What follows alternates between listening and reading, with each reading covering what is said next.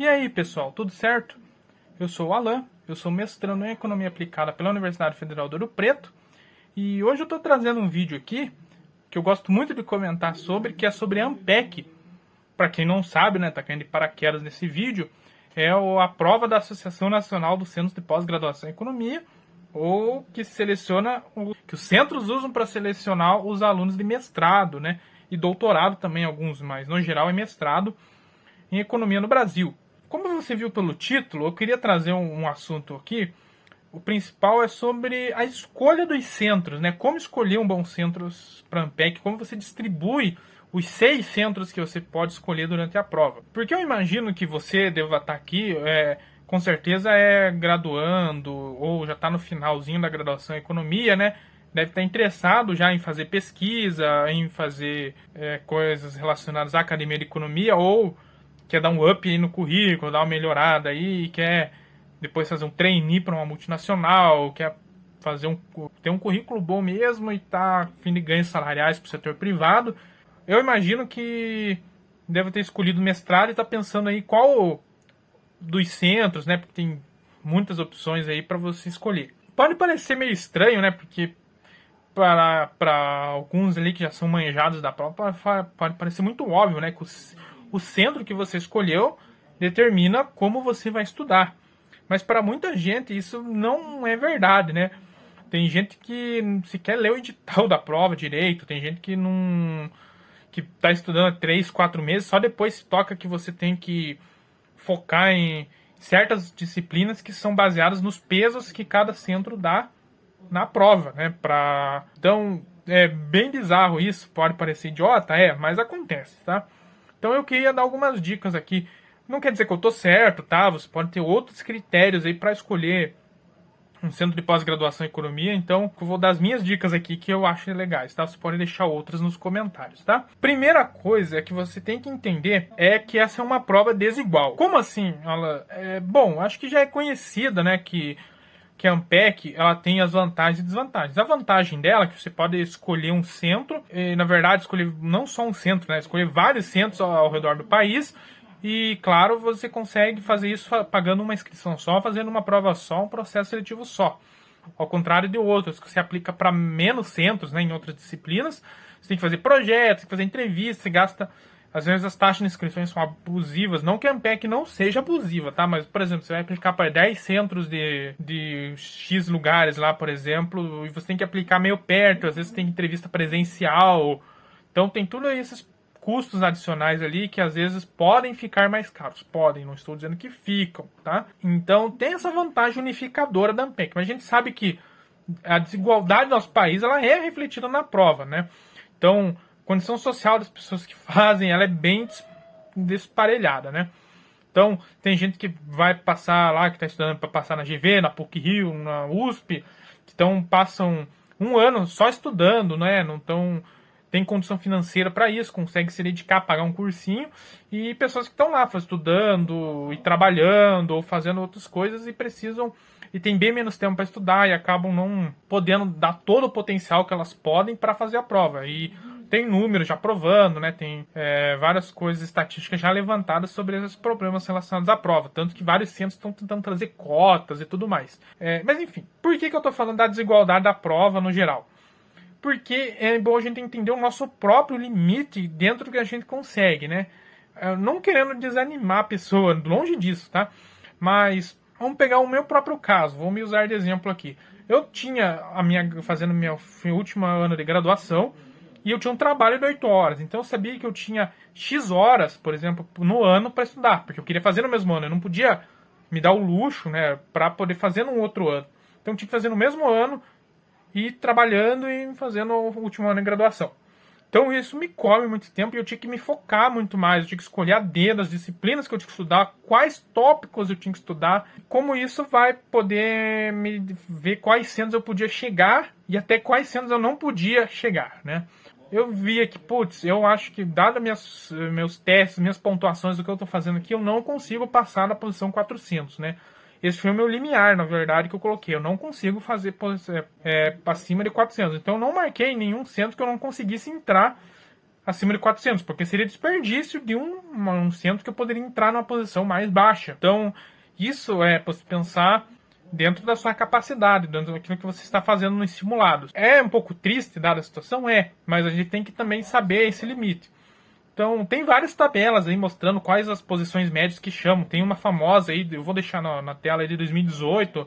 Tem uns outliers ali, tipo o PIMS, né? O PIMS não chama nessa posição só em 2018 por algum, sei lá o que aconteceu, algum milagre aconteceu aí. No geral, as posições que os centros chamam são essas. Então, você sabe, são 1.200 pessoas que fazem Ampec todo ano. Então, você tem que ser estratégico na escolher. A segunda dica também, já voltando para isso, então, você sabe a desigualdade da prova, é você saber escolher direito dentro do seu espectro de probabilidades ali, de mais ou menos que posição você vai ficar, você saber escolher então os centros dentro das suas linhas de pesquisa, mas você não precisa se ater tantos a essa linha de pesquisa. Como assim, Alan? Os centros menores, eles não têm uma divisão clara de pesquisa. Por quê? Vamos pensar o seguinte, você gosta muito de economia ambiental, sei lá, e você descobre lá, na USP, lá tem um centro de pesquisas ambientais X lá, é muito top lá, e eu preciso estudar para entrar na USP.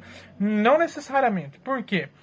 Porque muitos centros vai ter lá, você olha numa página, por exemplo, da UFOP, que é o mestrado que eu faço.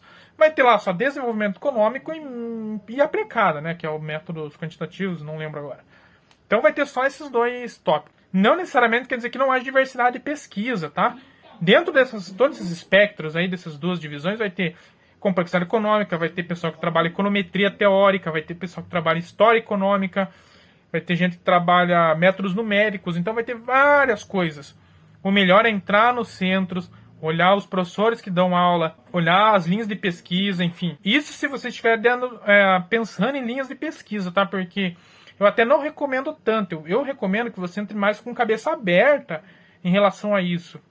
Porque muita gente mesmo muda de tema durante o mestrado.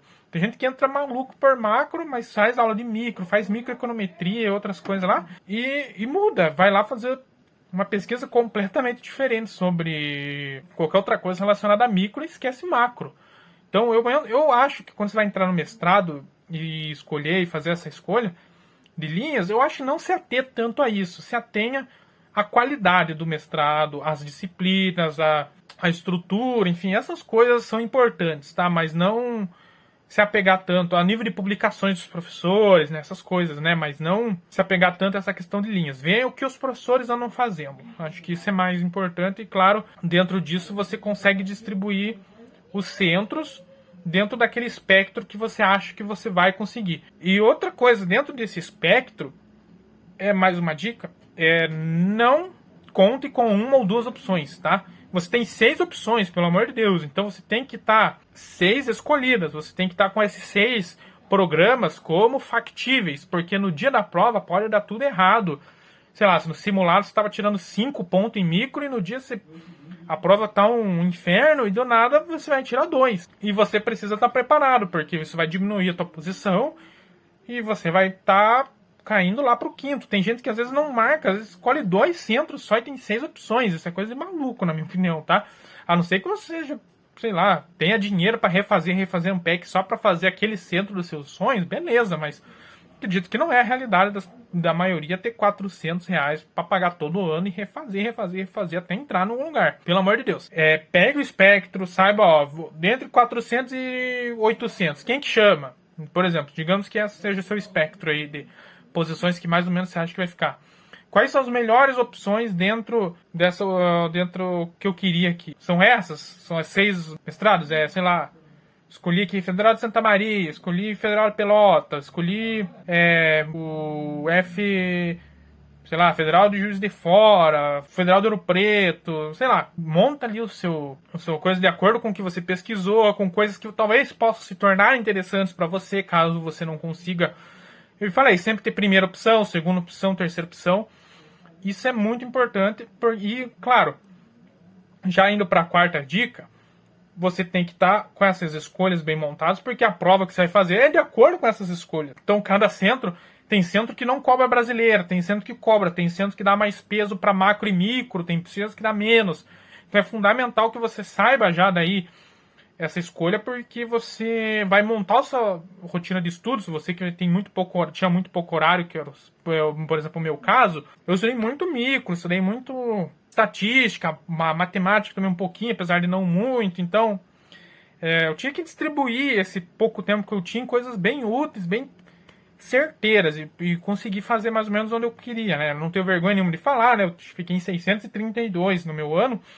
Então, eu consegui entrar em terceiro lugar, né, na UFOP. Então, meio de tabela total ali, mas é bem dentro do espectro necessário. Exatamente na mediana, né? Quase mediana, né? Entre 400 e 400 e 800. Então, é bem certeiro ali. Então, a gente sabe, raramente a gente vai conseguir bater o topo da nossa meta e também tem pouca probabilidade de você estar no fosso lá de dá tudo errado, mas você tem que ter um plano para quando você está no fosso, quando você está no meio da tabela e quando você está no top lá. Isso que é importante na hora de você escolher um centro. Outra coisa, bolsa, né? Bolsa é fundamental para você que vai fazer mestrado, porque mestrado acadêmico no Brasil exige dedicação exclusiva. Ah, mas eu conheço sei lá quem que trabalhou durante o mestrado. É raro, tá? Muito raro e muito difícil, porque só se o teu emprego for muito flexível. Raras pessoas têm empregos tão flexíveis, sair 3 vezes, 4 vezes na semana para você ter aula de manhã e de tarde, sei lá, coisa do gênero. E sem contar que você sai do mestrado, tipo, das aulas, você tem que estudar aquilo lá, porque é muito difícil, principalmente no primeiro ano. No segundo até dá para você trabalhar, mas no primeiro não, sem condições. Então, recomendo que vocês pensem em entrar com bolsa. E como pensar o número de bolsas, pessoal? A bolsa, geralmente, nos centros, são dadas para os alunos que são melhores colocados dentro dos que escolheram aquele centro, né? Como saber mais ou menos quantas bolsas tem cada centro?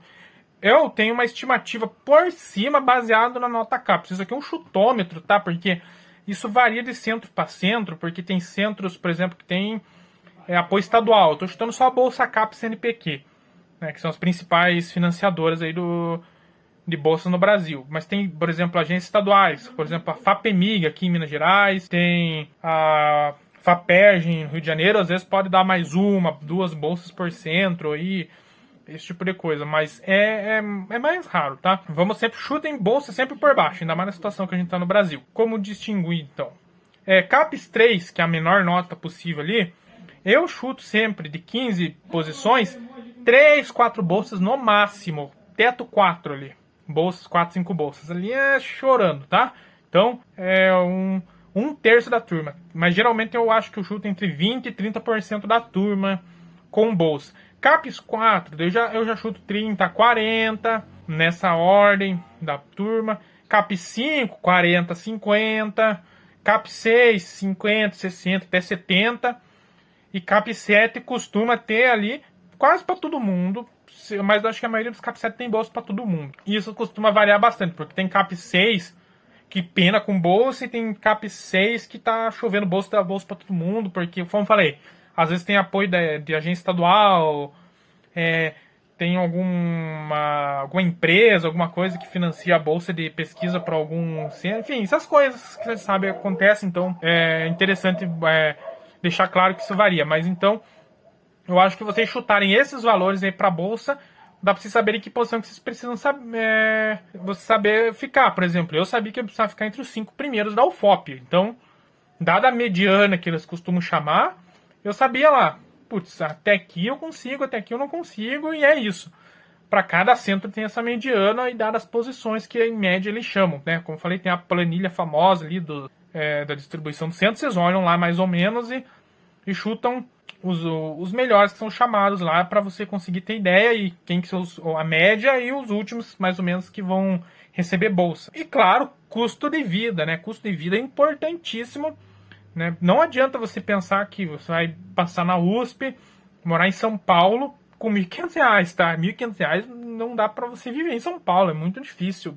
Tem que dividir apartamento, é mais perrengue do que você morar no interior. Por exemplo, passar numa UFV, Federal de Viçosa, que Viçosa é uma cidade menor, custo de vida menor, aluguéis menores, consegue viver muito melhor com R$1.500. E o curso de aplicada, por exemplo, da UFV, já pegando o gancho do exemplo, é CAPES 5, É um curso muito bom, eles têm professores bons, então você não perde tanto assim qualidade em relação. Claro, USP é USP, a gente sabe, né, a diferença, mas como eu falei, limites, você tem que saber até onde você consegue chegar, tal. Já falei da desigualdade da prova, mas é bom você entender que você só porque você não tá no top centro, né? Porque muita gente também entra o misticismo, né? Que se você não entrou no top 5, né? Na IGVs, não entrou na PUC-Rio, na USP, né? Enfim, não entrou lá, você não tá no limbo, você não vai ter futuro, enfim, umas coisas bizarras assim, e não é verdade, tá, pessoal? Tem muita gente que faz cursos ótimos, ter boas publicações, fazendo cursos de CAPES 4, CAPES 5, CAPES 6, então não tem problema, tá, vocês fazerem um curso ali, portanto é dedicação, vocês terem boas notas, publicar, enfim, isso é sempre dedicação própria, e claro, o pessoal que é mercado privado, sei lá, se quer ser analista macroeconômico, então você vai fazer pesquisa na área de macro, tá afiado com macro, você tá afiado ali com publicações na área de macro, entender bem a prática da macro, você quer ser analista, no caso, né, por exemplo, você já vai distribuir currículos para as assessorias, enfim, então você tem que entender mais ou menos o tatear e entrar, você não é o onde você fez, mas o que você sabe no fim. Claro que o networking, para quem fez uma GV, fez uma USP é maior, no fim, gente, tanto para academia como setor privado, tem espaço para todo mundo, e eu penso que existe vida, óbvio, né, além das top 5, seja no journals, né, de pesquisa em economia, sejam mestrado, doutorado e no geral, tá? Eu recomendo, então, vocês fazerem isso, tá? No geral, tá? É só uma recomendação minha, não precisa seguir a ferro e fogo, cada um tem seus motivos, claro, para poder escolher um mestrado, mas como falei, tentar ser ponderado, tentar distribuir, não ter uma opção só, distribui bem certinho, tenta medir custo de vida, com tudo isso que eu falei, os méritos acadêmicos no geral, enfim, e claro, fazer uma boa prova e tal, estudar, que é o principal. Questão para prova, no geral, eu vou fazer, talvez eu faça um vídeo, mas acho que já tem muita coisa num blog muito bom, ali no Ampec Express, acho que eu vou deixar o link na descrição, muito bom ali, todas as dicas de bibliografia e tudo mais, o moleque é gênio, o cara que fez aquilo lá. E um guia de pós-graduação em economia, que é o do Matheus Maciel, meu amigo aí, cara, o cara fazendo PhD na Alemanha, então o cara é brabo mesmo. Tem vários centros de economia no guia dele, muitas informações boas sobre a prova. E recomendo vocês acessarem lá, lerem bem o guia, que lá tem muita informação sobre vários centros de economia. Não tem todos, mas tem muitos importantes. Vocês conseguem lá achar informação boa, tá? No fim é isso, tá, pessoal? Vocês podem deixar aí dicas, sugestões nos comentários.